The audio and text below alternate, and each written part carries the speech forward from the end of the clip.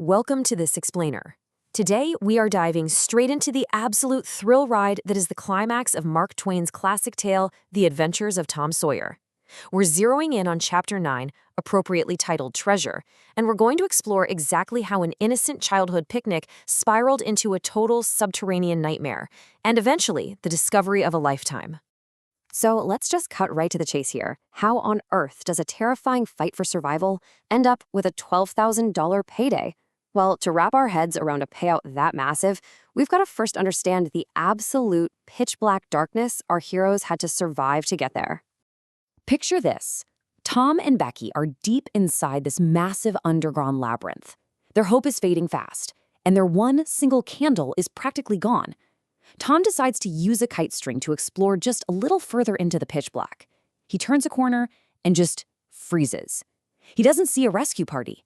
Instead, he sees a man's hand holding a candle. And not just any man. It's the murderous outlaw, Injun Joe, hiding out with his stolen loot. Tom's heart must have literally skipped a beat. He quietly sneaks back to Becky, keeping this terrifying discovery entirely to himself. And while Tom and Becky were trapped down there in the dark with an outlaw, the situation up above was pure agony. Just look at the timeline of their disappearance. Saturday night, they fail to come home. By Sunday, you've got 200 men leaving the village to comb through those winding caves. And for 3 entire days and nights, absolutely nothing. Just silence. But then an absolute explosion of relief.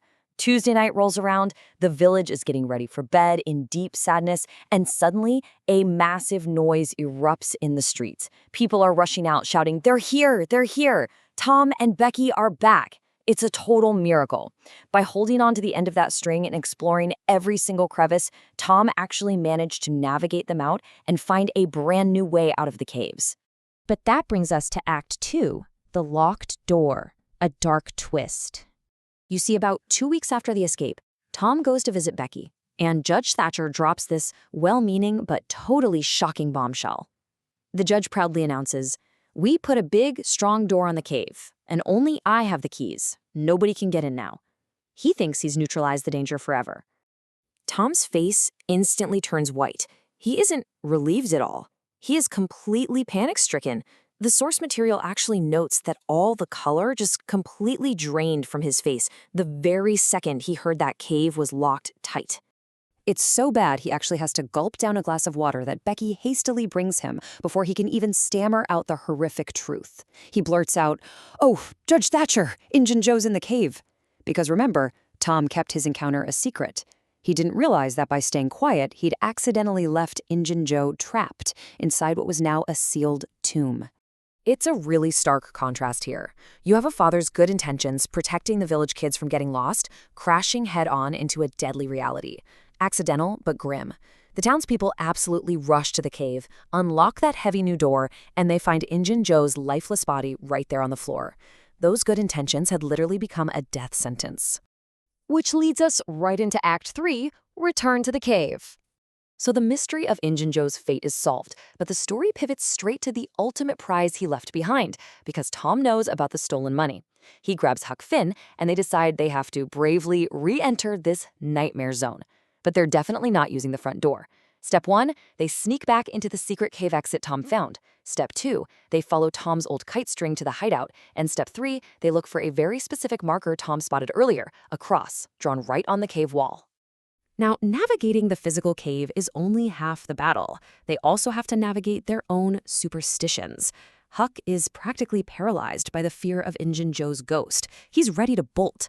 But Tom, using some absolutely brilliant boyhood logic, points out that the money is hidden under a cross, and ghosts are terrified of crosses.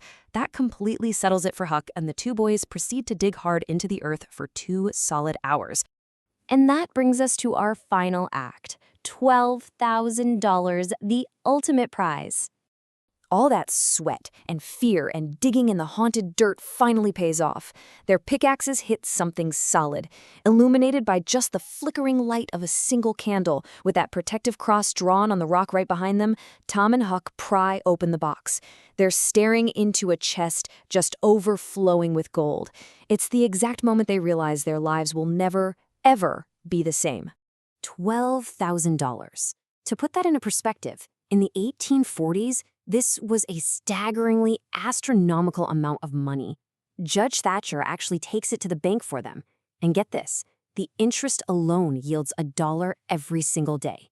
In the blink of an eye, these two ragged boys become the absolute richest, most talked about kids in all of St. Petersburg. So, as we wrap up this explainer, we're left with a pretty massive question looking to the future. What happens when a boy with no home who absolutely loves his total freedom suddenly has $12,000, a brand new adopted family, and is forced to wear clean clothes and go to school? Will this massive fortune actually be a blessing for Huckleberry Finn? Or is it just a completely different kind of trap? Think about that for a second.